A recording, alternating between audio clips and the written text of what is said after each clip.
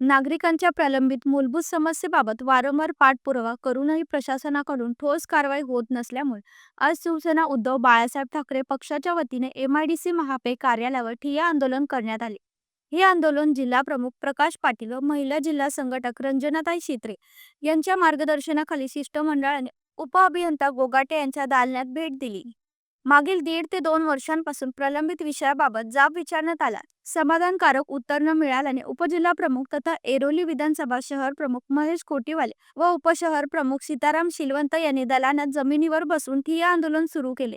या आंदोलनातील प्रमुख मागण्या: तुर्फे झोपडपट्टी परिसरातील पाणी पुरवठा तत्काळ सुरळीत करणे, तुर्फे स्टोर, हनुमान नगर, इंदिरानगर, गणपतीपाडा, आंबेडकर नगर, गणेश नगर, गांधीनगर, चुनाभट्टी गाव, रमेश मेटल, कोरी अधिभाग, तुर्फे एमआयडीसीतील बंद कंपन्यांमध्ये सुरू असलेले अवैध धंद्यांवर कारवाई, दारू, गांजा, भंगार, गोडाऊन तसेच संबंधित जागा एमआयडीसीने स्वतःच्या ताब्यात घ्याव्यात, भूखंड क्रमांक C3B डम्पिंग ग्राउंडवरील अतिक्रमण हटवणे, पदम इन्व्हेस्टमेंट याचे अधिकृत गाळे तत्काळ हटवणे, मंजूर नकाशाबाहेरील अतिक्रमण बांधकामाची ओसी रद्द करणे, भूखंड क्रमांक C440 वरील बेकायदेशीर भंगार व्यवसाय व स्फोटक साठ्यांवर कठोर कारवाई, लहान फेरीवाल्यांवर कारवाई करताना मोठ्या भूमिफांवर पाठीशी घालणे थांबून समान न्याय लागू करणे।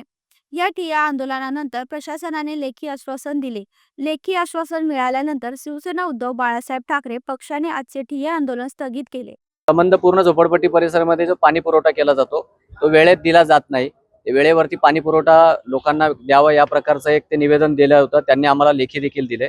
दुसरा महत्त्वाचा जो विषय आहे की डम्पिंगची असलेली मालकीची जागा म्हणजे महापालिकेची जी जागा आहे त्या जागेवरती एखाद्या कंपनीवाल्याने, पदम म्हणून जी कंपनी आहे त्यांनी तो अतिक्रमण केलेला आहे।